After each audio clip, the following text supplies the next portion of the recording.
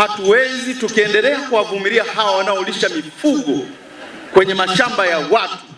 OCD, nataka huyo mtu akamatwe.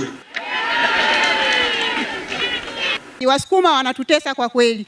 Wanalisha mazao na unapokuwepo hapo shambani, unapokuwa unawakatalia, wanachukua fimbo zao na kukuchapa. Kwa hata kama wanalisha upo shambani, ni halali yao kuwaachia. Kwa tunapata shida juu ya wakulima. Walipokuwa wanalisha nusu eka yangu, ninapofika shambani ndo wanamalizia. Walifukuza ng'ombe, mfugaji akabaki amesimama.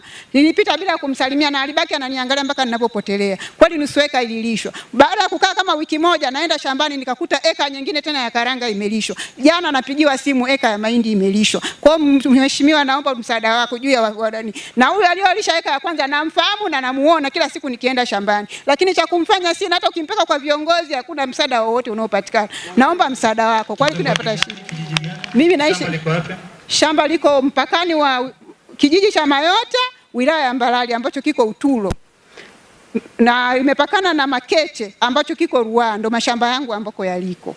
Kilimo chetu cha mazao ya mahindi na karanga, mpaka leo hili jambo linatupa kero. Kusomesha wanafunzi, mkuu wa mkoa sio mwanasiasa, tunaomba msaada wako utusaidie. Hatuwezi tukiendelea kuwavumilia hawa wanaolisha mifugo kwenye mashamba ya watu, ili kali kwamba mkulima anakuwa hana haki na wengine wanauawa, itakuwa sio sawa. Mama kama huyu alipo hapa, shamba lake linalishiwa, atakula nini? Kulima kwenyewe analima eka 2, analima eka 1. Haya, baada ya hapo unamwambia shamba lake limelishiwa nusu eka. Baada ya hapo atakula nini? Ndio maana mwembamba hivi. Mama OCD, nataka huyo mtu akamatwe na huyu alindwe. Sio kwamba mkiwaambia kamatwe anaenda kukamatwa yeye anapigwa, hapana. Nenda pale, pitiliza hapa, nenda kwa OCD pale.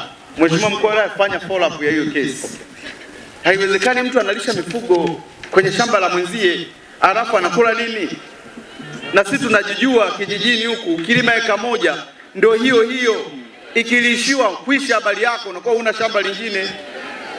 Alafu tunaendelea kumwangalia. Haiwezekani. Yaani hiyo tabia ikome.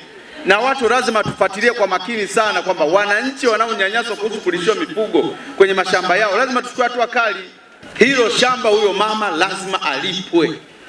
Gharama zote, anunuliwe mahindi ya kula mwaka mzima. Kama ni mahindi, kama ni mpunga, basi ya mwaka mzima.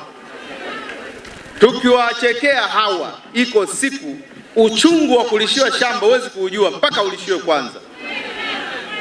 Kwanza utamu wa ngoma utaijua, si mpaka uingie ucheze.